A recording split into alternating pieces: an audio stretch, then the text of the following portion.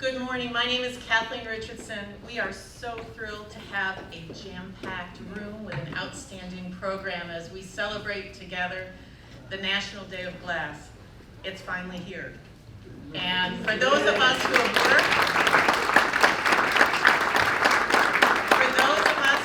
worked, and I say us in the full room context of us, we are so happy that you're with us, and we thank you all for your significant contributions in love, labor, and effort to make this day such a success. This is the U.S. kickoff event for the International Year of Glass. I think most of you are aware that the UN announced in May of last year that 2022 would be the International Year of Glass. And following a wonderful kickoff event in Geneva, Switzerland in early February, today marks the U.S. launch. I'd like to make a special acknowledgement of some of the leadership who have helped put this together. A few of them are going to say just a few words, but for those of you who weren't at the reception last night, let me introduce to you the leader of the International Year of Glass, past president of ICG, Elisa Duran.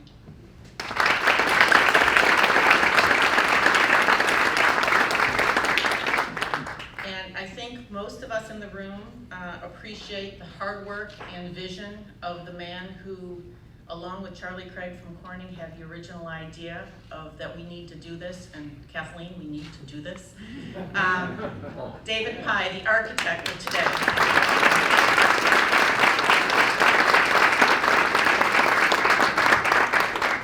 I'd like to mention two other people whose support and acknowledgments have really been special in making this a community-wide effort. First of all, our current president of the American Ceramic Society, Beth Dickey.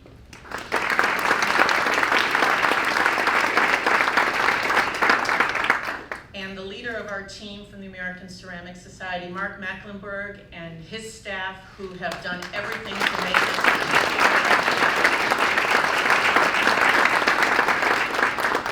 So before I have my colleagues say a few words, I want to say a special thanks to all of our sponsors. I believe we've got over 25 sponsors who have made very generous contributions to support our reception last night, our banquet this evening, the technology that's allowing us to record and promote this through the ACER's website to anyone who wants to view the proceedings. And a friendly reminder, if you haven't completed your video release form, they're on the table outside, if you could do that, please.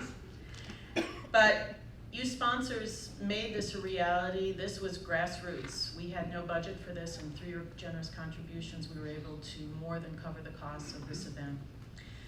You paid the bills, and it was the ACER's staff that donated significant time and effort to pull all the details together to make this flawless, so we thank them. Just to give you an appreciation of what was the philosophy behind this event, and we had very specific goals in mind. The theme for this really revolved around the United Nations 2030 Goals for Sustainable Development, and those were the key components of our proposal that was significantly articulated to allow us to successfully defend and obtain the recommendation for the International Year of Glass. These next 2 days will comprise a wide variety of talks and panels from leaders that cover industry, large and small. We have wonderful, diverse cross-section of leaders that we've invited, and you all showed up. Industry, large and small, academia, government leaders, as well as our art community. And I am so thrilled to have such a diverse cross-section of leadership here to recognize all the contributions to glass that you all have made. These speakers will be discussing not only the historic perspective of glass, and we all know the important role glass plays in our life, but more importantly, the UN's 2030 goals really aim to highlight the future directions where we expect glass to take us. And some of those you'll hear about from some of our speakers today. We recognize that some of you are here for the day and here for the duration. We encourage you to use this opportunity. We've tried to build in time to allow you to network because there's so many wonderful cross-sections of people that have been waiting for 2 years to be together. And we're really happy to use this as really our anchor event that kicks off the International Year of Glass in the US. There are a few changes to the program, and there is a printout that if you haven't picked it up when you got your bag, it's at the front desk. So we've got a few changes to speakers, and I encourage you to check that out.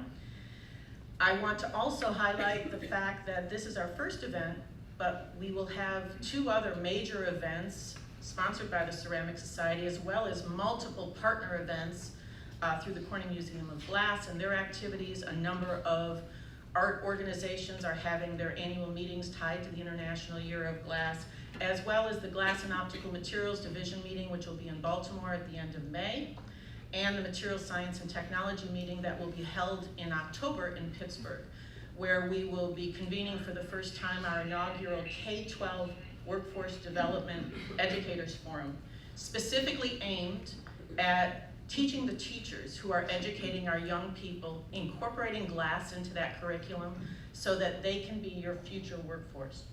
So we encourage you, if you have an interest in any of those topic areas, to contact me or some of my colleagues who are running these meetings that will be happy to have you involved. So lastly, let me introduce 2 of my colleagues who are going to speak a little bit about their teams that have helped contribute to this event. First of all, Manoj Chodry, who is the chair of the North America Steering Committee for the International Year of Glass. Manoj?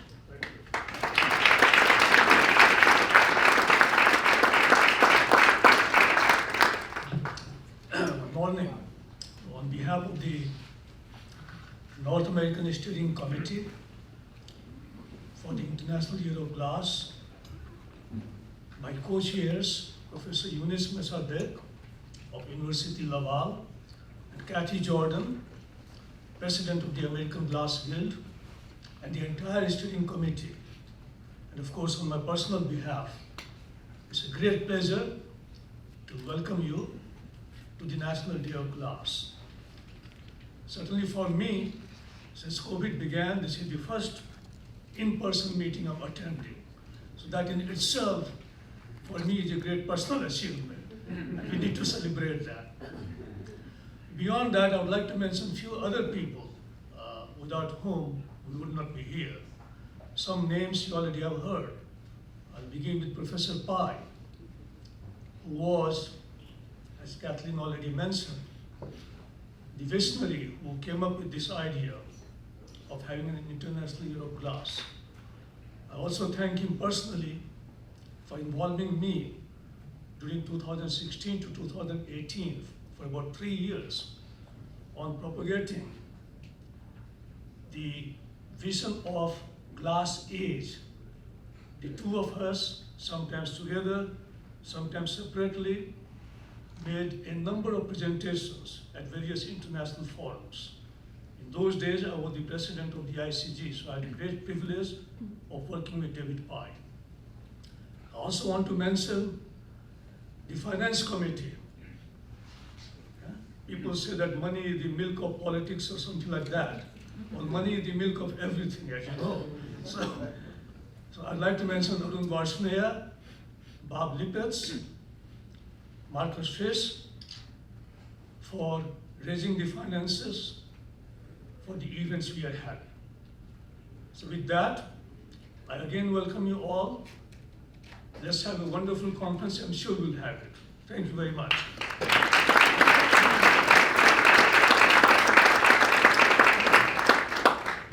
And now I'd like to introduce Professor Reinhard Conrad, who is the current president of the International Commission on Glass. Reinhard. Good morning, ladies and gentlemen, and thank you, Mrs. Chairman, for giving me the opportunity to say a word or 2 on behalf of the ICG. You heard already that the International Year of Glass was essentially initiated by committed and dedicated individuals out of the midst of ICG. And it was already mentioned that just a month ago we had the UN International Year of Glass opening ceremony in Geneva. Some of you were there, some of you couldn't make it for very obvious reasons. And now we have this wonderful National Day of Glass here in Washington, D.C. in the United States.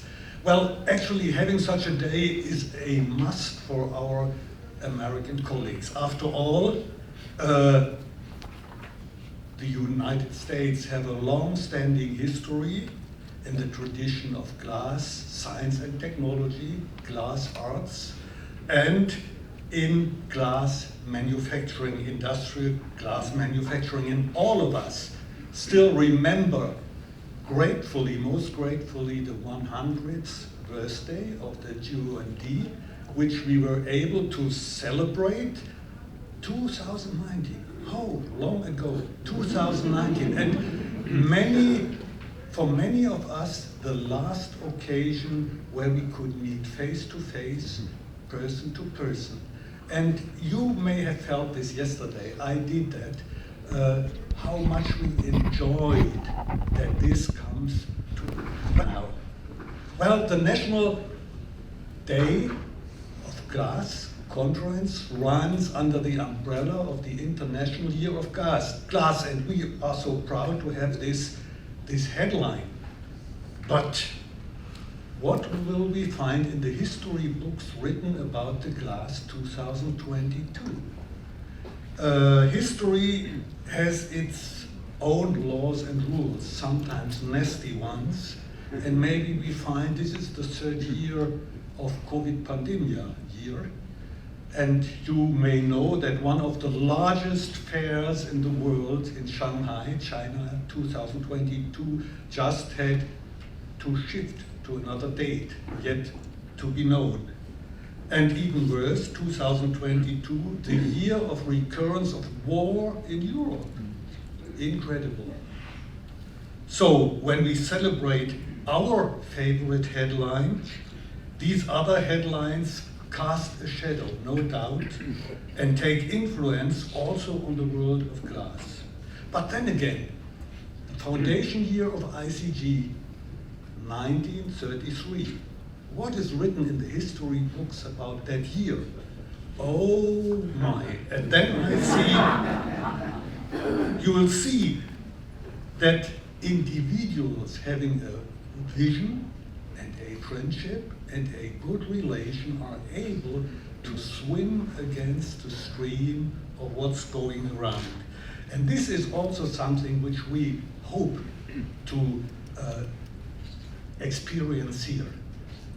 Refreshing, rebuilding, fostering good friendship relations. After all, the year of International Year of Glass emerged just from this. So I wish that this will be an event to rebuild friendships, good relationships for the future of glass. Wish you all the best for the conference. Thank you.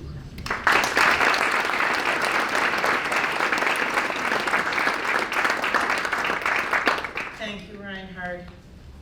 Well, it gives me great pleasure to introduce our first speaker of the morning. And for those of you who don't know him, it was very fortuitous for us that Stephen wrote an incredible summary that caught all of our eyes in parallel to the technical side of life, to the design and the art side of life. And his talk this morning symbolizes that. Stephen Eskilson is a professor of art history at Eastern Illinois University. He received his PhD in 1995 from Brown. And aside from his book, The Age of Glass, he's co-author of 2 additional books, Graphic Design, A New History, and a forthcoming book entitled Digital Design, A History. So it's with great pleasure that I introduce our first speaker of the morning, Professor Stephen Eskilson, who will talk about the age of glass, affirmation, and celebration. Thank you, Stephen.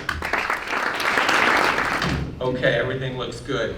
So I really think of myself as sort of the amateur here amidst a sea of glass professionals, and I mean that in the best possible way. The Latin root Amare means something you do really out of love more than something by profession.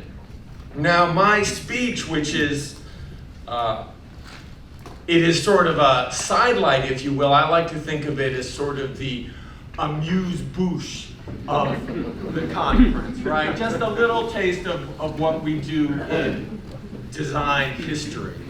Now, we're obviously talking about the day of glass or the year of glass, but my talk is more ambitious because I'm advocating for an age of glass.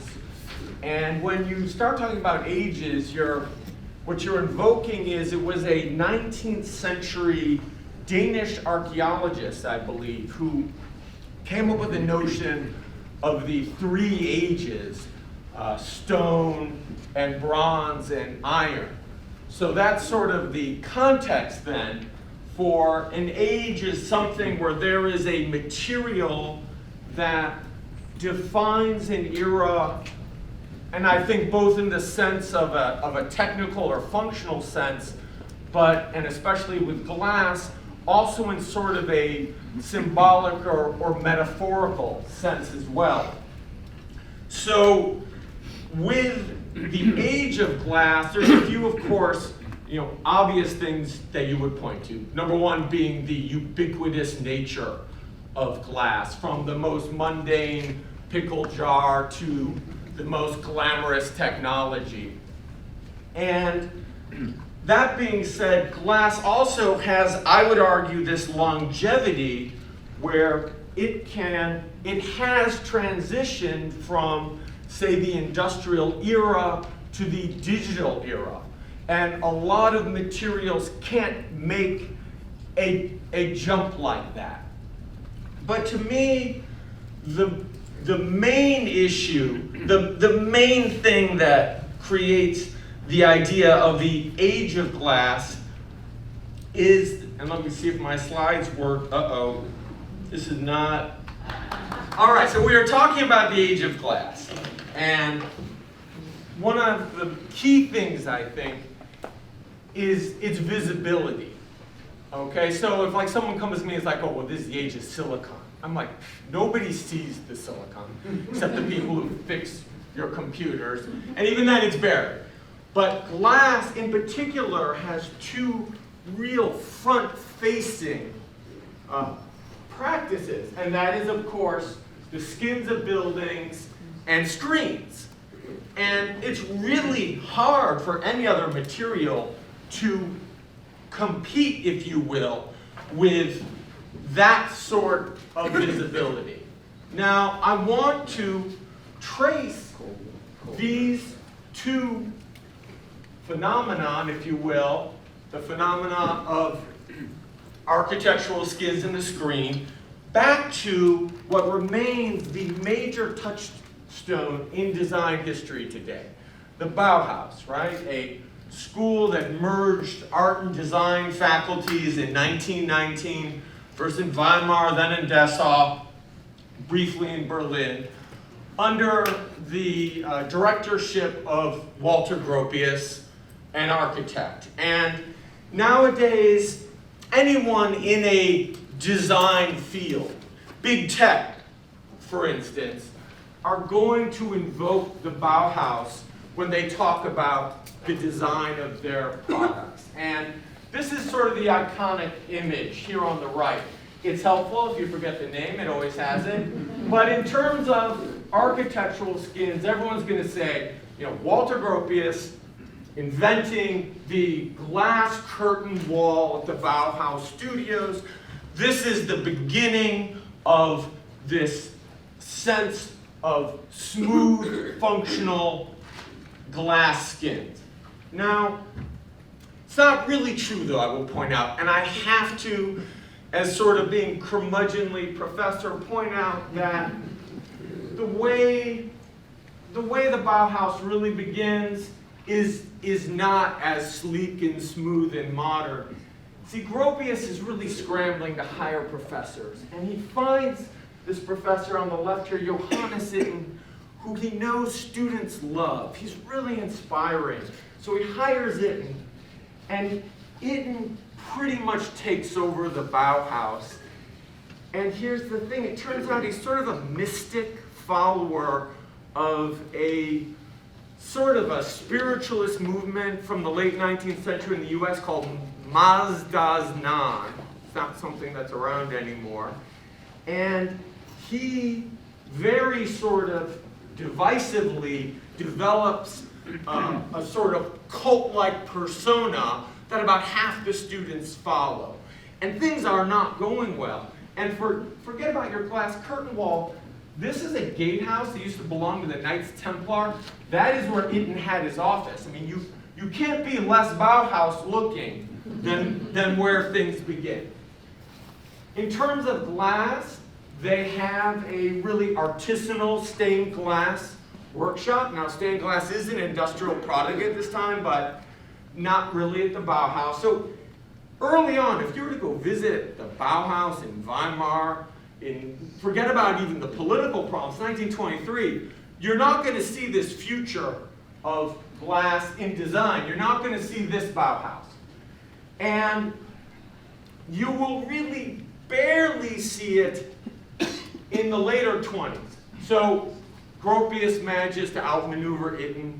He replaces him with a professor more tuned with Gropius's needs. And then we, of course, have the new building in Dessau and the fabled glass wall. But here's the thing. The curtain wall that is here, there we go, is, I mean, it's not the greatest curtain wall you're ever going to see. Number one, we're talking like single pane drawn glass. I mean, this is just a thermal nightmare. This thing, it just baked. And also, these are small panes with a lot of glazing bars. You needed, of course, for ventilation to be able to open them. I mean, the story's all told. You want to talk about curtain, the curtains are telling you the story, right? You know, a glass wall that you have to completely cover a lot of the time, I would argue, not really getting the job done. And then Gropius, he betrayed us, I'll be honest. Gropius loves concrete, okay? Pretty much this is important as a housing estate he focused on for years, and yeah, glass is barely playing a role. Okay, so that takes us to the Bauhaus diaspora, if you will, right? When, of course, in the 1930s, the majority of Bauhaus associate professors, and this, of course, includes Gropius, who goes to Harvard.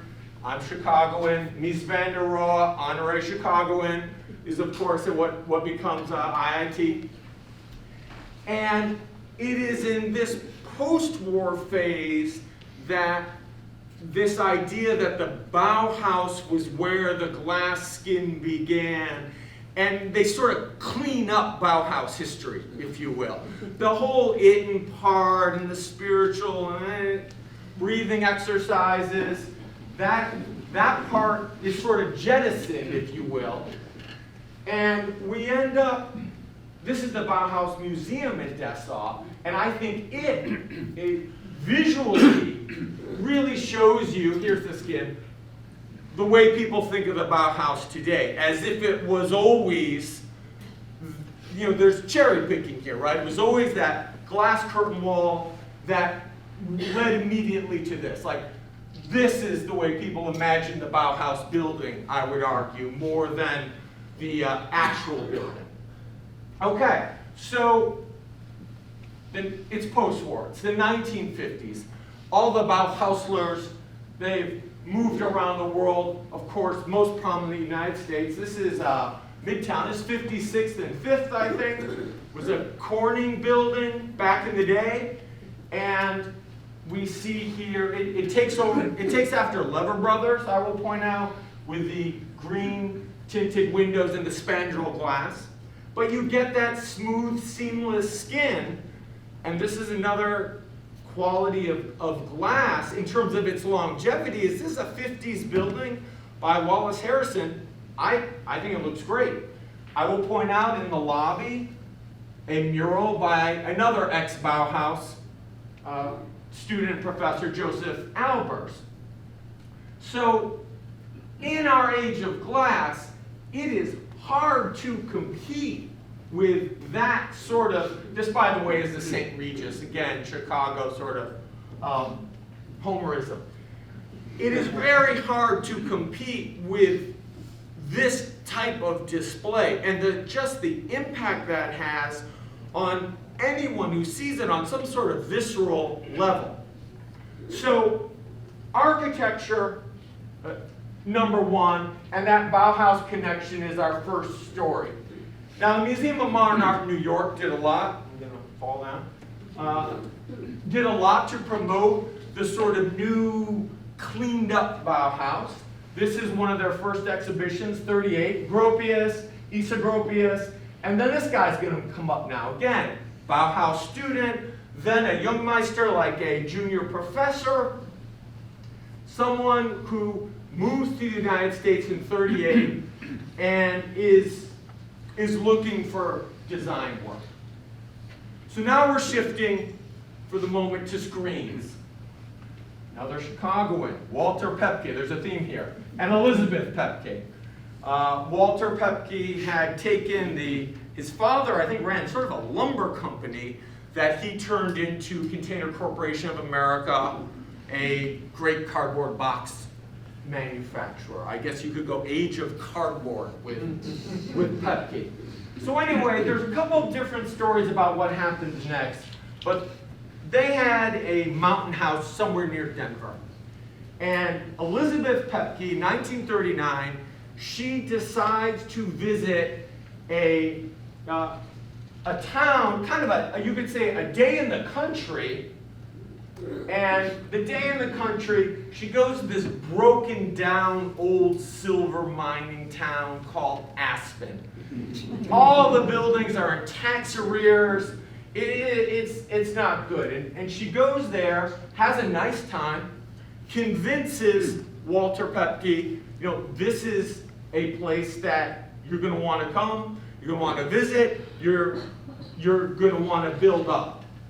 So after the war, that is absolutely what they start to do.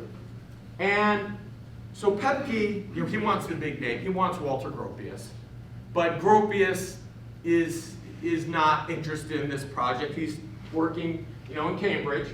So he says, but, there's a guy, Herbert Bayer, another ex-Bauhaus guy, and, he can help you out. First thing they do is Art Institute of Chicago, they have a little design show. There's Pepke on the left, Bayer on the right. And then, in 1949, they go, and it's going to sound a little strange. So they have a Goethe festival in Aspen. Okay? It is the bicentennial of the German author of Faust's birth.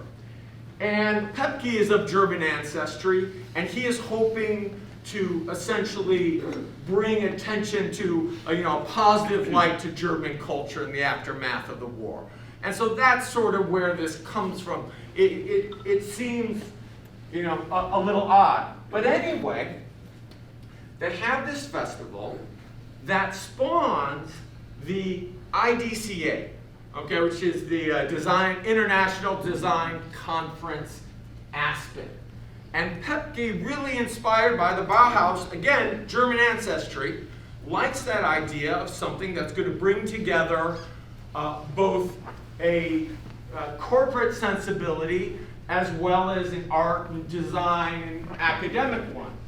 So Herbert Bayer then moves to Aspen and becomes the resident Bauhaus or former Bauhaus professor, and works on just about every single aspect of this design festival, including the architecture. This is the very first building built in a big piece of land called Aspen Meadows. And there's, again, a mural, a Albers-inspired mural. This is called the David Koch building today. So, they starting in 1951. The Goethe Festival is what spawns, if you will, the design conference. Doesn't like my next slide. Aspen Meadows, I'm just doing some bucolic, somewhere in Aspen. There is definitely glass architecture in the background. All this by Herbert Bayer. But then here's the issue. Who is it who goes to the Aspen Festival repeatedly? But everyone's favorite bringer of products to market, I think, is what he did more than anyone else. Steve Jobs, who, in I think it's 1983, gives a talk. He'd been here 3 or 4 times already. He gives a talk where he says, you know, the design of computers is garbage. It's a very famous talk in design history. And he says, no, they're just horrible, and we've got to fix this.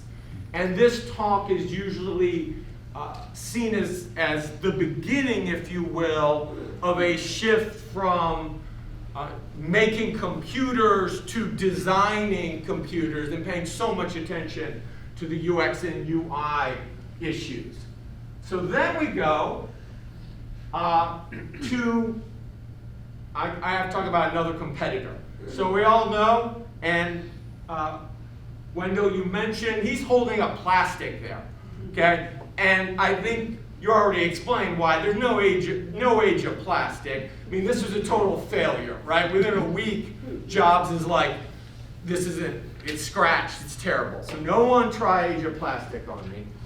But here again, with these glass screens, and with what eventually, of course, I'm jumping ahead, will become the sort of ultimate of glass screens, and back to my original, I think this is a prototype with even more glass. You have the other object, right? I mean, you're outside, the buildings are everywhere, you're inside, you're looking at that glass screen. I mean, this is what we do.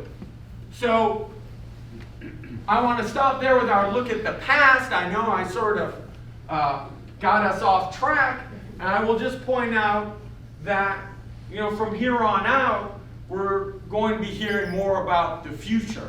Something I don't really have any knowledge about at all, but I'm happy to learn about today. Thank you.